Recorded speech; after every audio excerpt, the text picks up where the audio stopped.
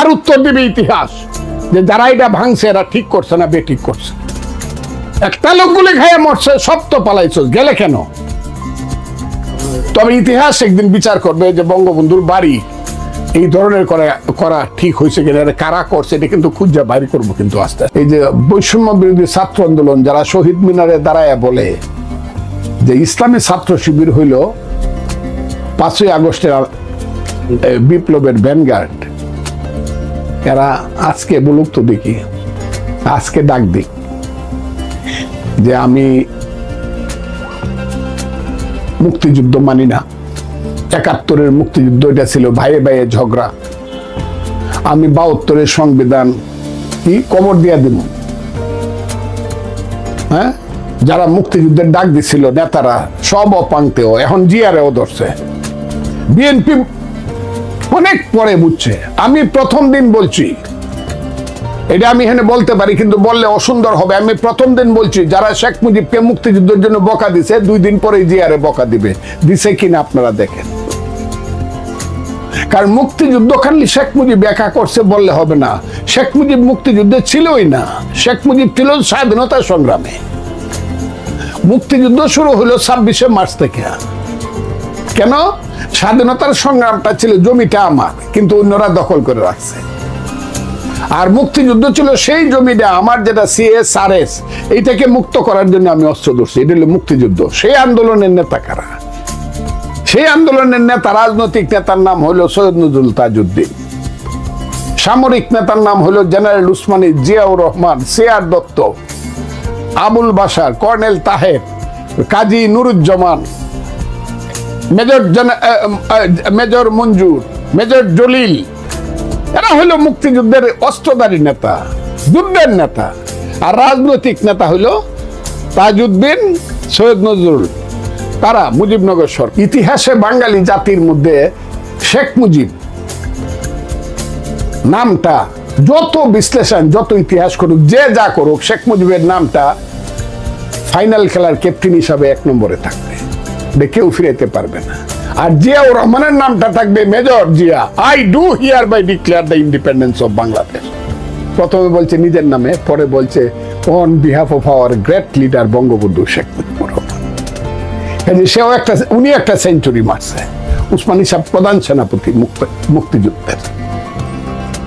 Ziaur Rahman brigade commander, Zia Z force, Khaled Musharraf brigade commander K force, Shafiullah brigade commander S force. এগুলো জানতে হবে, বুঝতে হবে। বাংলাদেশে থাকতে হলে মুক্তিযুদ্ধ মাইনেই থাকতে হইব। কথাটা খুব ঠিক, কারণ মুক্তিযুদ্ধ বাদ দিলে তো বাংলাদেশ থাকে না। মুক্তিযুদ্ধ হলো বাংলাদেশের মা। আবারও বললাম, মুক্তিযুদ্ধ বাংলাদেশের মায়ের নাম। বাংলাদেশের মায়ের নাম হলো মুক্তিযুদ্ধ। মুক্তিযুদ্ধের পেট ছিঁড়াই বাংলাদেশ বেরিয়েছে। একদিনে 15,000 লোক মারছে বুড়িগঙ্গাতে, পাক বাহিনী গুলি করে। 15,000। বুড়িগঙ্গার লাল হয়ে গেছে। 10,000 লোক মারছে জিঞ্জিরাতে। 25,000 লোক মারা গেছে শুধু কেরানীগঞ্জে একদিনে। কি কয় কি না, এগুলো কি কয়? কাজে মুক্তিযুদ্ধ কি যারা না দেখছে, রং রং করে যারা কথা কয়, আমি সবাইকে হাসা হাসা কই, কিন্তু মনে এত কষ্ট হয়, আল্লাহ আমারে কেন বাঁচায় রাখছো তুমি, আমার মৃত্যু দাও না কেন? এগুলো তো আমার শোনার কথা না। মুক্তিযুদ্ধ নিয়ে প্রশ্ন, শেখ মুজিব নিয়ে প্রশ্ন থাকবে, নেতাদেরকে নিয়ে প্রশ্ন থাকবে, শাসন নিয়ে প্রশ্ন থাকবে, মুক্তিযুদ্ধ নিয়ে প্রশ্ন থাকবে কেন? খাতায় সে জিয়াউর রহমান সাহেব ঘোষণা দিয়েছে, ওই সময় ভারত আইলো করতে গিয়া, অত তাড়াতাড়ি ভারত আইসা গেছিল। এগুলো তো ভারতটারে যেভাবে দেখানো হচ্ছে, এগুলো তো এক ধরনের অবিমৃষ্যকারিতা, একটা জাতির যে হীনমন্যতা। আবারও বললাম, এই সব ব্যাপারে ভালো কথা বললো, আমি যদি যত ভালো কথাই বলি ফজলুর রহমান এই তো ভারতের দালাল, হীনমন্যতা। জিয়াউর রহমান সাহেব কেন বলছে এই বইগুলা পড়ে? তখনকার সময়ে আবুল কাসেম সন্দীপ সহ, ডাক্তার মুশফিক সহ যত মানুষ রেডিও সেন্টারে ছিল, কালুরঘাট বেতার কেন্দ্রে ছিল, তাদের সবার বইগুলা পড়েন। সবাই তো বই লেখা চলে গেছে। এই যে ভদ্র মহিলা ছিল কিছুদিন আগে মারা গেলেন, মুস্তারি শফি, উনার বইগুলা পড়েন না, পড়লেই তো হবে। সবই ভুল বলছে আর সত্য বলতেছে শুধু রাজাকাররা নাকি? আবুল কাসেম সন্দীপ তো রেডিও সেন্টারের মূল ব্যক্তি ছিল মেকানিক্স, উনি তো বলছে আরে আসেন তো দেখি, আরো আসিল, আমি নামগুলো এই মুহূর্তে স্মরণ করে আমি সব বলতে পারবো। জিয়াউর রহমানকে বলছে আপনি, আমরা তো মাইনর সবাই স্বাধীনতার কথা কইলাম, আপনি তো এখানে মেজর, আপনি বলেন। তখন জিয়াউর রহমান সাহেব প্রথমে নিজের নামে ঘোষণা করছে, তারপরে এরা বললো যে আপনি তো নিজের নামে ঘোষণা করলে জিনিসটা হয় কি, আপনার পিছনে তো কোনো নাই, এন্ডোর্সমেন্ট নাই of the people.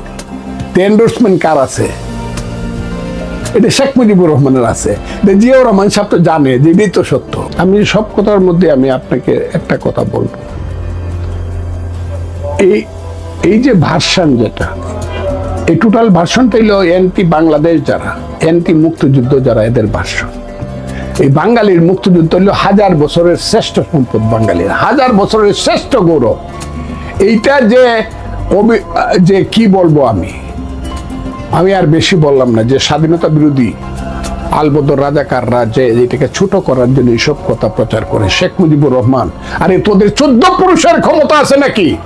Sheikh Mujibur দেশে আইসা আসলো 10ই জানুয়ারি, আর 17ই মার্চে সমস্ত আর্মি ভারতের বিদায় করে, তোদের 14 পুরুষের ক্ষমতা আছে।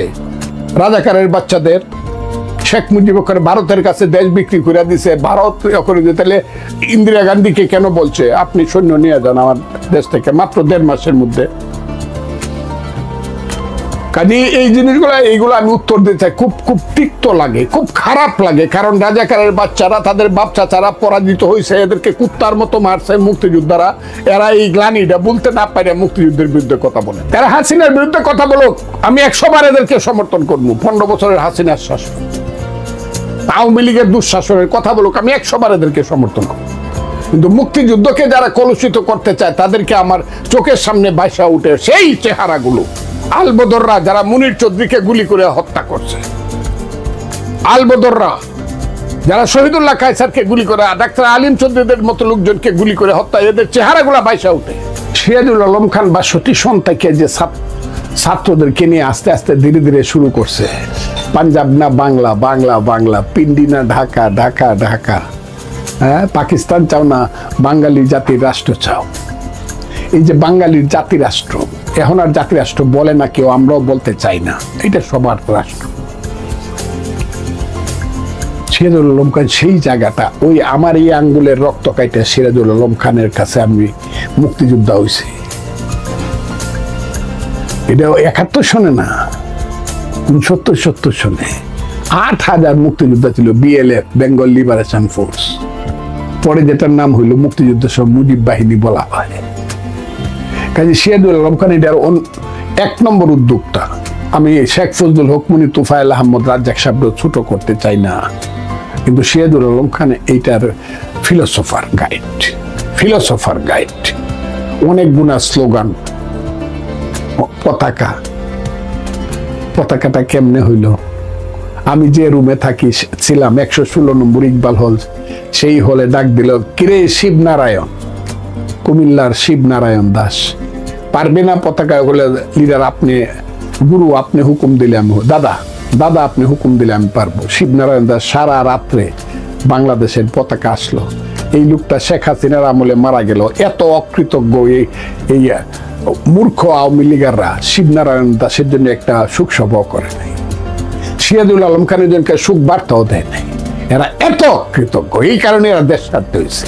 দেরাদুনে ভোর 5টার সময় পূর্ব দিকে সূর্য উঠতেছে, আর আমি গান গাইতেছি, আমার পিছনে শত শত আমার এই যে ফোর্স যারা আছে ট্রেনিং দিচ্ছি, চোখ বায়া বুক ভেসে যাচ্ছে পানিতে, 2 বার বুক ভাসছে প্রতিদিন সকালে এবং সন্ধ্যায়। পতাকা তুলছি এবং নামাইছি, আমার সোনার বাংলা আমি তোমায় ভালোবাসি। আমিও শুনছি তীরহারা এই ঢেউ সাগর পাড়ি দিব রে। আমিও শুনছি রবি ঠাকুর, নজরুলের বলো বীর বলো উন্নত মম শির, শির নেহারি আমারি নত শির। আমিও শুনছি মুক্তিযুদ্ধের গান গায়, মুক্তিযুদ্ধের পথে মানুষকে ডাকছে। কিন্তু এরা হলো সদ্য বেশধারী মুনাফেক। ফ্যাসিস্টের চেয়ে মুনাফেক কি খুব ভালো কিনা? ইসলাম কি বলে যে মৌলানা সাহেবরা যে প্রত্যেকদিন মাঠে মাঠে হাজারে হাজারে লাখে লাখে বক্তৃতা করেন, তাদেরকে আমি জিজ্ঞাসা করি কে বেশি খারাপ, ফেসিস্ট না মুনাফিক? না, এটা রাজাকার রায় কয়। আমি এটাই বললাম, পরিষ্কার ভাবে বলছি, রাজাকার রায় কয়, তবে যাদের পূর্বপুরুষ রাজাকার ছিল তারা কয়ে গেছে, এখন তাদের সন্তানেরা কয়। মুজিবনগর সরকারের কি ঘোষণা ছিল? সাম্যত, একই তো। এটার সঙ্গে গণতন্ত্র, সমাজতন্ত্র, ধর্মনিরপেক্ষ, জাতীয়বাদের পার্থক্য কি? এটা তো আরো বিবেশনটা আরো সঠিক হইল। ওইটাকেই তো ইলাবোরেশন করে এটা হয়েছে। ওই স্বাধীনতার যে ডিক্লারেশন বা প্রক্লেমেশন, এই তিনটা জিনিসকে এব্রিভিয়েশন করে গণতন্ত্র, সমাজতন্ত্র, ধর্মনিরপেক্ষ, জাতীয়, এটার সাথে ওইটার কন্ট্রাডিকশনটা কি? কোনো কন্ট্রাডিকশন আছে? এইগুলো হলো রাজাকাররা সংবিধানকে ছোট করার জন্য, মুক্তিযুদ্ধকে ছোট করার জন্য এইগুলা বলে রাজাকাররা। আমি আবারও বললাম, অথবা তাদের অধস্তন পুরুষেরা। বিএনপি তো কোনো গোপন পার্টি না, আন্ডারগ্রাউন্ড পার্টি না। কত 15 বছর বা 16 বছর, 17 বছর তার উপর দিয়ে যে অত্যাচারটা গেছে। এর আগে তো 5 বছর বিএনপি ক্ষমতায় ছিল। ক্ষমতায় থাকলে মানুষের জ্ঞান অর্জন করার খুব স্পৃহা বেশি থাকে না, ত্যাগ করার স্পৃহাও থাকে না। তাহলে 15 আর 16, 5 আর 16, 21 বছর যাবত তো বিএনপি জীবন, একটা হলো 5 বছর ক্ষমতায় ছিল আর 16 বছর ছিল জীবন মৃত্যুর মুখোমুখি। ওইখানে দাঁড়ায় খুব যে গোপনে গোপনে জামাতের মতো সংগঠন করা, এই ট্রেনিংটা বা এই কি বলবো, এই ধরনের একটা চিন্তাও বিএনপির মাথার মধ্যে আসে নাই বা আসবেও না কোনোদিন। কারণ বিএনপি ওপেন পার্টি, দিবালুকের মতো স্পষ্ট। আমি আমার কথা বলবো জনসভার মধ্যে, আমি আমার কথা বলবো কর্মী সভার মধ্যে, আমি আমার কথা বলবো মিছিলের মধ্যে। এই হলো বিএনপি। আমি কেন দেখবো? আমি তো বিএনপির লোক। আমি তো চাইছি আওয়ামী লীগ জাগা, আওয়ামী লীগ ধ্বংস হয়ে যাক। আমি তো চাইছি হাসিনার নেতৃত্বের আওয়ামী লীগ। এই ধানমন্ডি ভাঙছে কেন? শেখ মুজিব কে এসে এখানে গুলি করছিল নাকি হাসিনা করছিল? এই উত্তরটা তো হাসিনা দিবে বা আওয়ামী লীগ দিবে। যে 32 নম্বর বাংলো কেন? ইতিহাসের যে নষ্ট কীটেরা, এই উবায়দুল কাদের এরা উত্তর দিবে। আমি দিব কেন? এরা উত্তর দিবে। আর উত্তর দিবে ইতিহাস, যে যারা এটা ভাঙছে এরা ঠিক করছে না বেঠিক করছে। একটা লোকগুলি খাইয়ে মরছে, সব তো পালাইছ, গেলে কেন?